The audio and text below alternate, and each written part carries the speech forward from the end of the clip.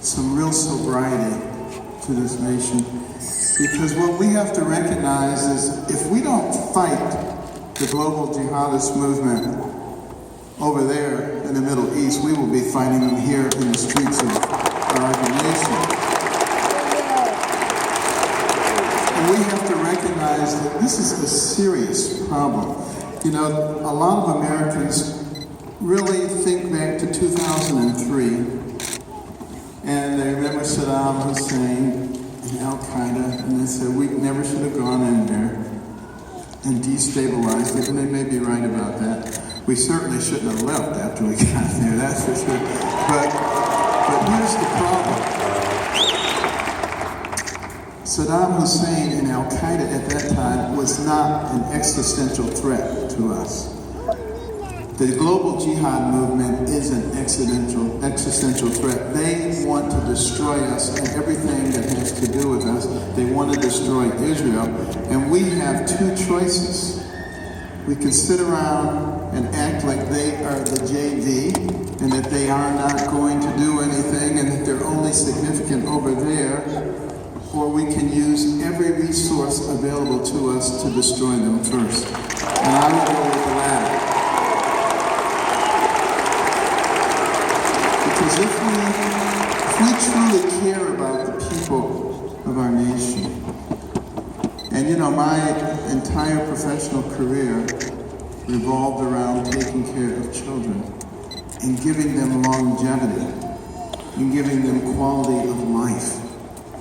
And if we really care about what's going to happen to them, then we need to act like it. We need to be creating a safe environment for them.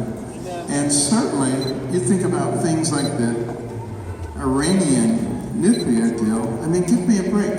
Why would we just be pushing off for 8 or 10 years, you know, letting them have a weapon and letting them have intercontinental ballistic missiles and letting them have the mechanism to destroy our children? Does that make any sense? You know, why in the world would we do that? I believe a third grader could have negotiated a better deal than that, quite frankly.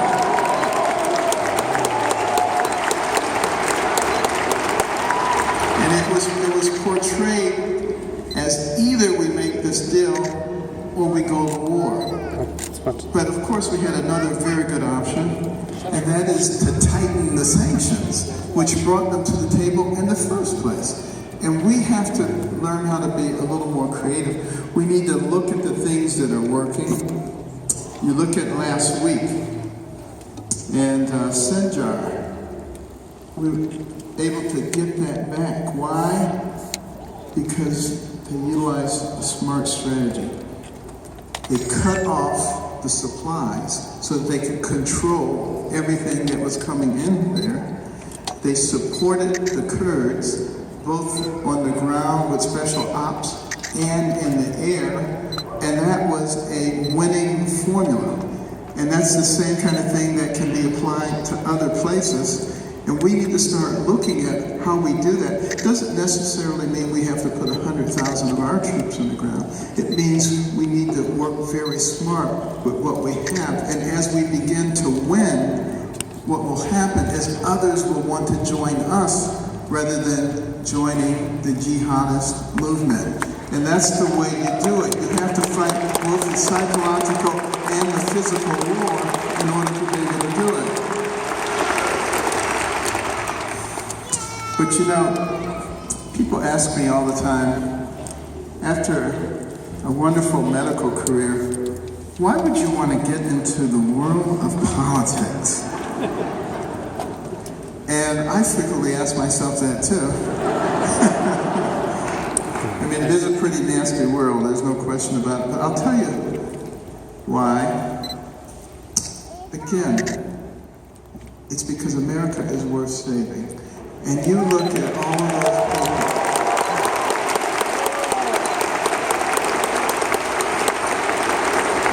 You look at all of our predecessors and what they were willing to do, what they were willing to give up, including their very lives, so that we could be safe and so that we could be prosperous. And I should tell you right off the bat something about myself. I am not politically correct. Therefore, it is possible that I might offend someone. It would not be done on purpose, okay? But I do not spend every waking hour trying to figure out whether I can say this or that because somebody might be offended. And we need to stop that silliness, and we need to start getting a thicker skin.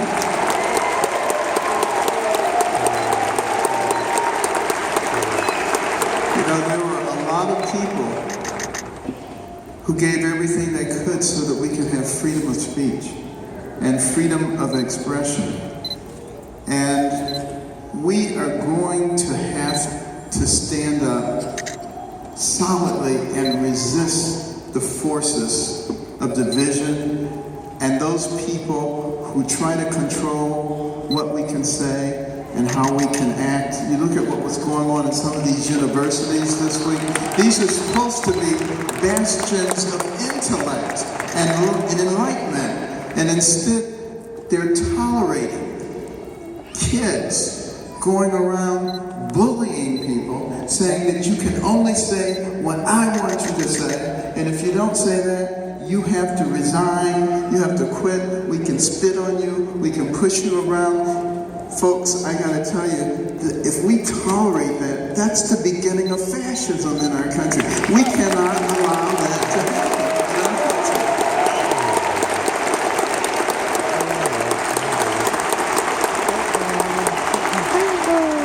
And here's what we must keep in mind about the secular progressive movement, who claim to be the most wonderful people in the world, looking out for everybody's rights.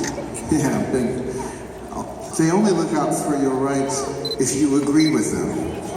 And you know what? They don't even care if you don't agree with them, as long as you sit down and shut your mouth and let them drive. And I'm telling you, it's time for us to stand up and open our mouths and make sure that we make our will known.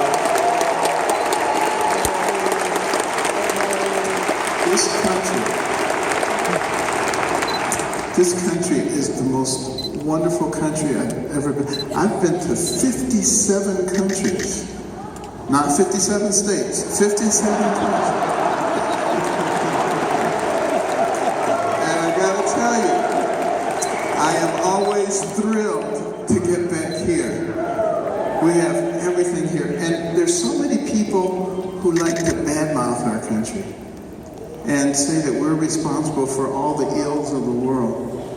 But have you ever noticed how many people are trying to get in here? Not many people trying to get out? Think about that. And it remains for so many people the land of dreams. And it was certainly that for me as a youngster. Even though we grew up in poverty, I still could dream. And I used to see those stories about doctors. And I loved anything that had to do with being a doctor. I even liked going to the doctor's office as a kid. And I would gladly sacrifice a shot just to smell those alcohol swabs. But, you know, I listened to the stories, particularly in church, about missionary doctors. They seemed so wonderful. Personal sacrifice going all over the globe, bringing not only physical but mental and spiritual healing to people. And they seemed like the most noble people on earth. And I decided when I was 8 years old that I would be a missionary doctor. And that was my dream until I was 13. At which time, having grown up in dire poverty, I decided I'd rather be rich.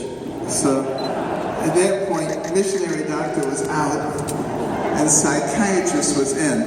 Now, I didn't know any psychiatrists, but on TV they seemed like rich people, you know. They drove Jaguars and lived in mansions and had these big plush offices, and all they had to do was talk to crazy people all day. But it seemed like I was doing that anyway, so I said, this is going to work out extremely well. But later on, I started, when I was in medical school, I believe that God gives everybody special gifts and talents.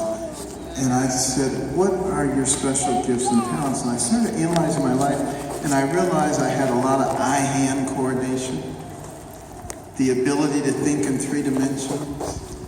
I was a very careful person. I never knocked things over and said, oops, which is a good characteristic for a brain surgeon. And I love to dissect things. And I put that all together, and I said, you would be a terrific neurosurgeon. At that time, there had only been 8 black neurosurgeons in the world. And a lot of people thought that was a strange thing for me to do. But I have to tell you a secret. When God gives you the talent to do something, He doesn't care what color you are.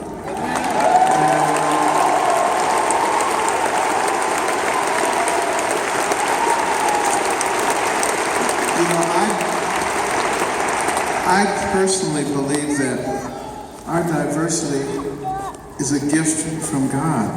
Because can you imagine what the world would be like if everybody looked exactly like you? Think about that. In some cases, it'd be a national disaster. So I think it is wonderful that we have variety. And, we need to stop listening to the purveyors of division in our country. Because, this is the United States of America, not the divided states of America.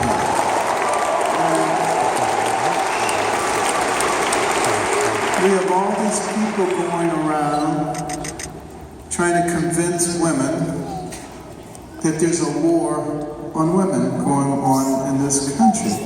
There is no war on women. There is a war on little babies developing inside of women. And then we have those who want to believe that there's a race war going on. Anytime that there's a conflict between people of 2 different races, it's chalked up to racism. Well, when you put people together, there's going to be conflicts. And, it's not always a racial thing. It's a people thing. People have conflicts with each other. But one of the things that I think is going to be so crucial for us to do to get over some of the divisiveness that people are able to capitalize upon and create divisions is we need to understand that we're all in the same boat. And if part of the boat goes down, the rest of it's going down too. And in this country, we have 330 million people. We're competing with China and India and places that have over 1 billion people. That means we need to develop all of our people. It's unacceptable that 20% of people who enter high school in our country do not graduate, particularly in the technological age in which we live. And we must recognize that for every one of those young people that we can keep from going down that path of self-destruction, that's one less person that we have to be afraid of or protect our families from. One less person that we have to pay for in the penal system.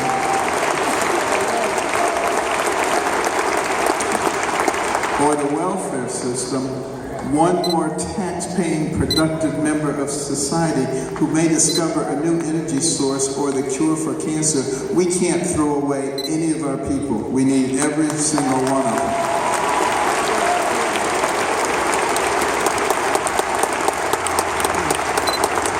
And that's how we're going to have to begin to think in terms of our policies. And then we have those who want you to believe that there's income wars, class warfare, They're always stoking up class warfare. Particularly Saul Alinsky, who wrote the book Rules for Radicals. If you want some interesting reading, I recommend you read that book because it tells you the formula for turning your society from the free society that we have to their so-called utopian society, which is socialism, basically. And it's interesting when you look at the dedication page of that book, it is dedicated to Lucifer, the original radical who gained his own kingdom. So that should give you some idea of what we're dealing with. And if you read that book, as you turn those pages, you will recognize much of what is going on in our country right now. And we have to make sure that we understand who the enemy is, what the opposition is, the people who are trying to fundamentally change this country into something else because they think it's better. Their utopia where the government knows best and is able to take care of you from cradle to grave.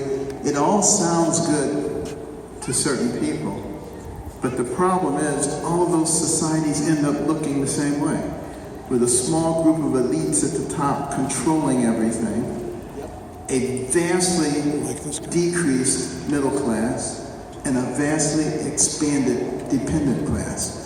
And that's exactly the direction that we're going in, and exactly why we must stop it. America is a can-do nation, not a what can you do for me nation. And that's what we must understand.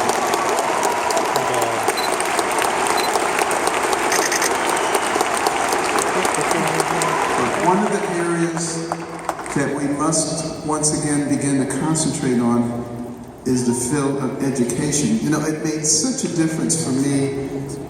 I was a horrible student. Probably one of the worst students you ever saw. I thought I was stupid. Everybody else thought I was stupid, except my mother. She was the only one who didn't think I was stupid.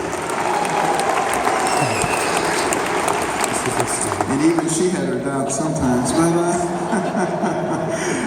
because I just really created problems since I didn't think I was smart. But she did something that was so important. She didn't have much in the way of education, but she believed in God. And she prayed, and she asked God to give her the wisdom to know what to do to get her sons to achieve and to be able to control their own lives. And you see, that's the wonderful thing about God. You don't have to have a PhD to talk to him. You just have to have faith. And she had the faith.